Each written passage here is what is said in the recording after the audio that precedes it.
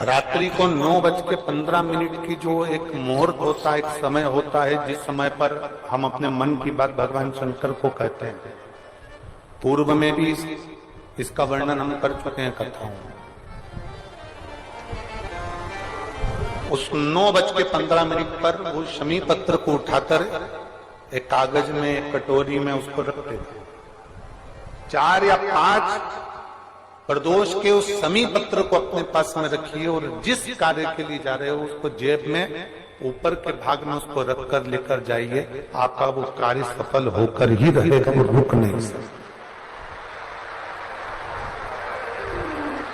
वो शमी पत्र में इतना बल होता है, प्रदोष का जो शमी पत्र होता है वो बड़ा बलवान होता है। श्री शिवाय नमस्तुभ्यम। हर हर महादेव। गुरुजी द्वारा बताए गए उपाय को विश्वास के साथ जरूर करें और कमेंट में श्री शिवाय नमस्तुभ्यम जरूर लिखें। Thanks for watching.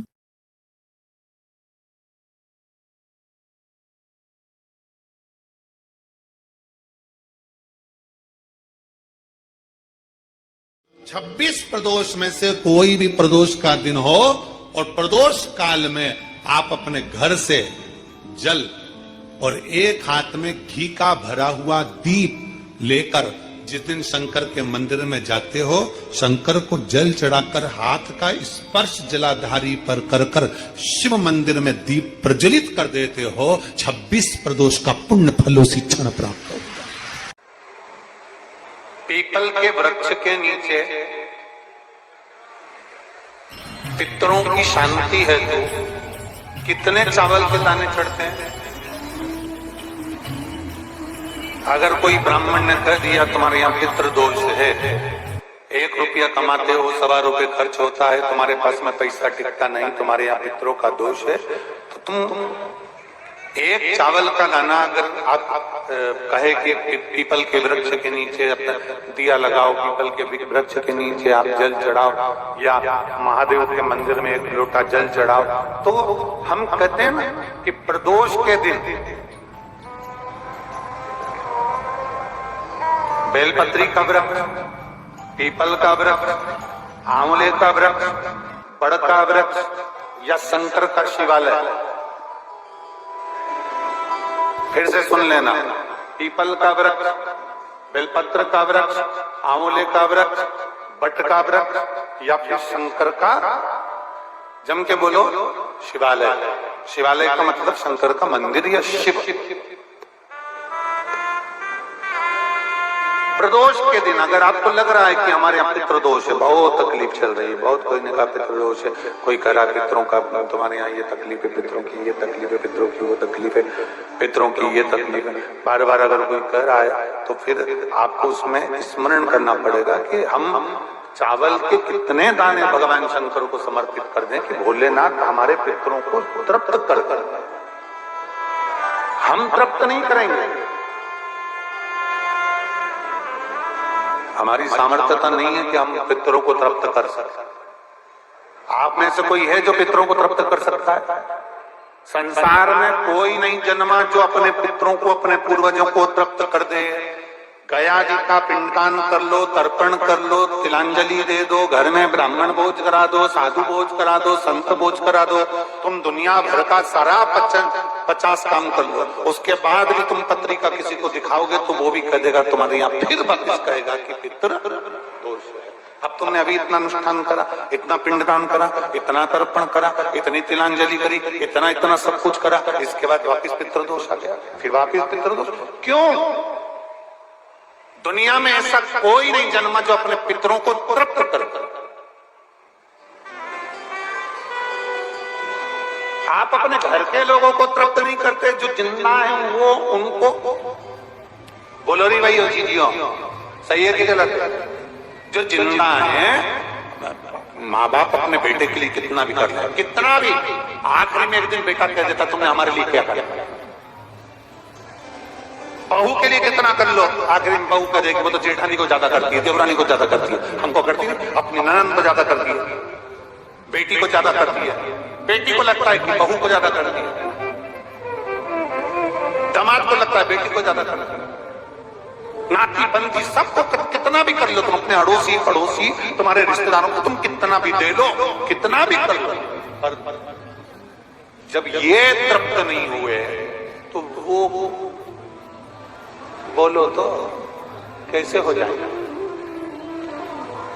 अपनी सामर्थ्यता है, अपनी सामर्थ्यता है कि अपन तृप्त कर ले उनको। अपनी कोई सामर्थ्यता नहीं है कि अपन पितरों को तृप्त कर ले, या अपनी सामर्थ्यता के अंतर्गत नहीं। ये अपनी सामर्थ्यता नहीं है कि हम अपने पूर्वजों को, अपने पितरों को तृप्त करें। तृप्त कौन करेगा?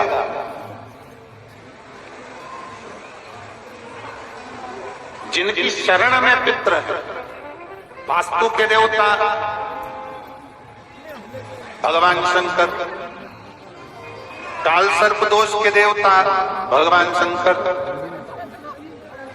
जितने दोष होते हैं पितृदोष के देवता भगवान शंकर, तो हम तृप्त नहीं कर सकते। अगर इनको तृप्त करेंगे तो देव अधिदेव महादेव करेंगे। आप 7 चावल के दाने, या तो पीपल, बेलपत्र, प्रेशर, गला पकड़ रहा है हल्का सा, पीपल, बेलपत्र, आंवला, बटवृक्ष या फिर शिवालय, प्रदोष के दिन 7 चावल के दाने आप इन जगह में से कहीं पर भी अगर आप समर्पित कर देते हैं तो उसके बाद आप जो जिंदगी जी रहे हैं और 3 महीने फिर आप अंदाजा लगा कर देखना कि आपने जो 7 चावल के दाने इन स्थान पर अगर आपने समर्पित करे तो उसका फल पितरों को मिला कि नहीं मिला, और उसका फल हमें प्राप्त हुआ क्या? ये वो स्थान है जहां प्रदोष के दिन 7 अक्षत चावल का दाना भी हमारे पितरों को, पूर्वजों को तृप्त कर देता है। कौन कौन सा स्थान वापिस बोलेंगे सभी लोग? पहला पीपल, दूसरा बेलपत्र, तीसरा आंवला, चौथा बटवृक्ष और 5वां शिवालय, शंकर भगवान का स्थान।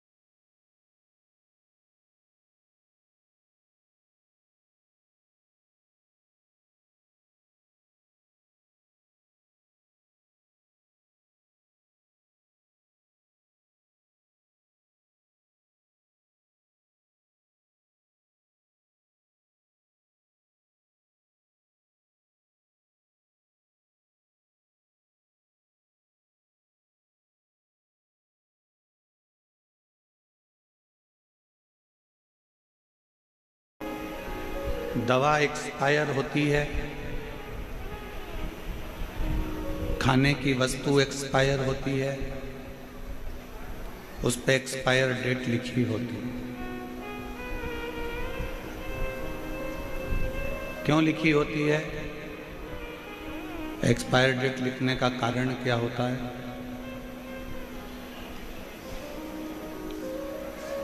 कि 15 तारीख को ये दवाई एक्सपायर हो जाएगी तो 15 तारीख के पहले इसको खा लो। बोलो सही है कि गलत है? जम के बोलो जरा। खाने की कोई वस्तु है, उस पर एक्सपायर डेट लिखी है कि ये 20 तारीख को एक्सपायर हो जाएगी, तो 20 के पहले इसको खा लो।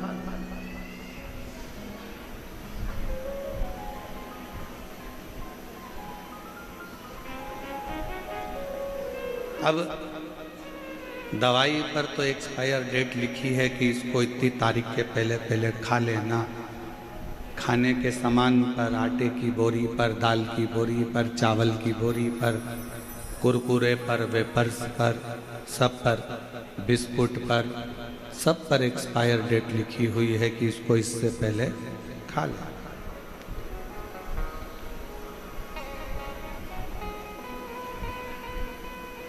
पर मनुष्य की एक्सपायर डेट कब है ये किसी को नहीं मालूम। दवाई एक्सपायर हो उससे पहले खा लो, दाल एक्सपायर हो उससे पहले पका लो, और आप एक्सपायर हो उससे पहले शंकर का नाम गा लो। इससे बढ़कर कोई सुख फिर मौका मिलेगा नहीं मिलेगा।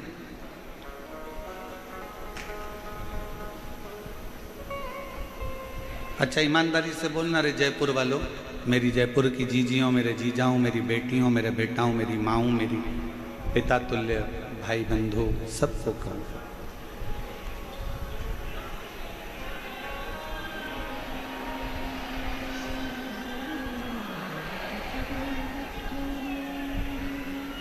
ये मौका क्या बार बार मिल सकता है?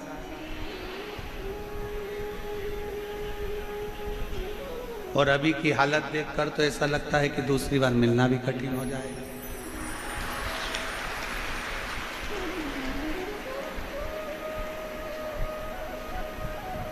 जितने लोग पंडाल के अंदर हैं, चारों पांचों पंडाल जितने भरे पड़े हुए हैं, इससे दुगने लोग। हम तो सोचे थे कि कल तुम चले गए होगे, पर क्या पता था कि तुम यही रहोगे। अच्छा, तुम्हारी भी आदत ऐसी है ना कि बाप के घर आए हो, बिना कुछ लिए जाओगे कैसे? बात तो वहां अड़ जाती है।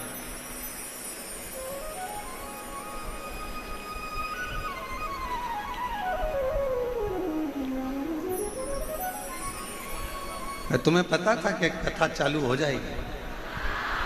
हैं? पक्के जादूगर हो तुम लोग। पर एक बात है, मेरे गोविंद देव भगवान की ये जो पवित्र धरा है जयपुर, ये बड़ी कमाल की धरा है। ना जाने इसमें कौन सा जादू है कि वो अपने आप बंसी की तान पर कुछ ना कुछ करा ही दे।